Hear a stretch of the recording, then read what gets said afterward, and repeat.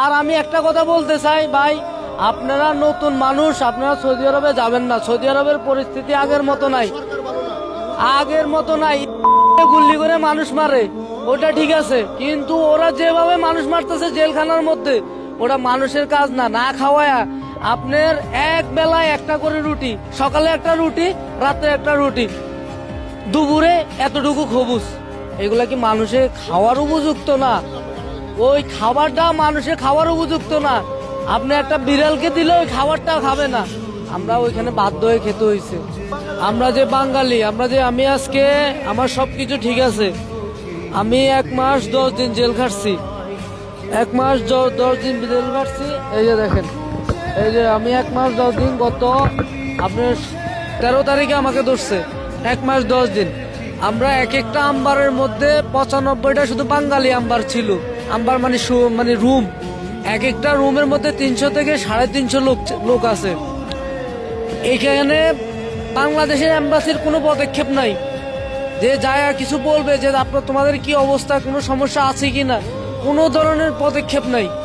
দ্বিতীয় কথা হচ্ছে গিয়ে ওইখানের মধ্যে এভাবে লোক ধরতেছে যে বৈধ অবৈধ, কার আকামা আছে, কার হুরুপ, কার আকামা মিনতাই, কার এক্সপায়ার, ওগুলো মানে কোনো কিছু দেখে না। ওনারা দেখে একটা মামলা ঢুকাই দেওয়া হয়, হাল্লাকের মামলা, ভিক্ষার মামলা, পানির মামলা, এক একটা মামলা ঢুকায় ওনারা সফর জেলে ঢুকাই দিবে। আমার মনে হয় 125টা আম্বার আছে শুধু বাঙালির, এক একটার মধ্যে 350 হলে আপনারা হিসাব করেন যে কয়টা আম্বারের মধ্যে কতজন। আমার সাথে একজন লোক ছিল, উনি খুব অসুস্থ ছিল, ওনারে মেডিকেল নিয়ে গেছে, উনি মনে বেঁচে নেই, উনি খুব ভয়াবহ অবস্থা। অনেক লোক মারা যায় ওখানে, ভিতরে মারা যায়, কারণ ওইখানে পরিস্থিতি, খাওয়া দাওয়া মানে যেগুলা দেয়, আমাদের মতো লোকে ওই খানা খেয়ে বেঁচে থাকা খুবই ক্রিটিক্যাল, বুঝছেন, খুবই ক্রিটিক্যাল। আর খুব খারাপ অবস্থায় আছে, হাজার হাজার, শুধু আমি না, আমার সাথে এক গ্রুপে 74 জন লোক ধরছে, শুধু 4 জন লোক ছাড়া হয়েছে, আর বাকি 74 জন এখনো আছে। একসাথে ধরছে 74 জন।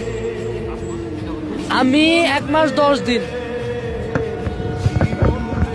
আমি গেছি ওইখানে, 6 বছর হয়েছে। আমাকে ধরছে আপনার 20 রোজার সময় ধরছে আমাকে। আমি আজকে বাইরে আসছি, জানে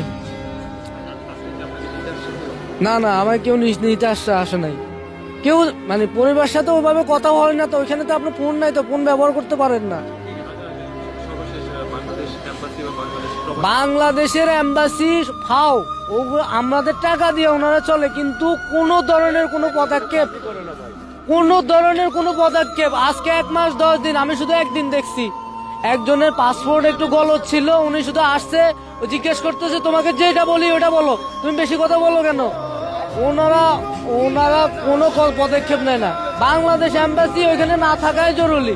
আর আমি একটা কথা বলতে চাই ভাই, আপনারা নতুন মানুষ, আপনারা সৌদি আরবে যাবেন না। সৌদি আরবের পরিস্থিতি আগের মতো নাই, আগের মতো নাই। গুল্লি করে মানুষ মারে ওটা ঠিক আছে, কিন্তু ওরা যেভাবে মানুষ মারতেছে জেলখানার মধ্যে, ওটা মানুষের কাজ না। না খাওয়ায়া আপনার এক বেলায় একটা করে রুটি, সকালে একটা রুটি, রাতে একটা রুটি, দুপুরে এতটুকু খবুজ, এগুলা কি মানুষের খাওয়ার উপযুক্ত না? ওই খাবারটা মানুষের খাওয়ার উপযুক্ত না। আপনি একটা বিড়ালকে দিলে ওই খাবারটা খাবে না। আমরা ওইখানে বাধ্য হয়ে খেতে হয়েছে।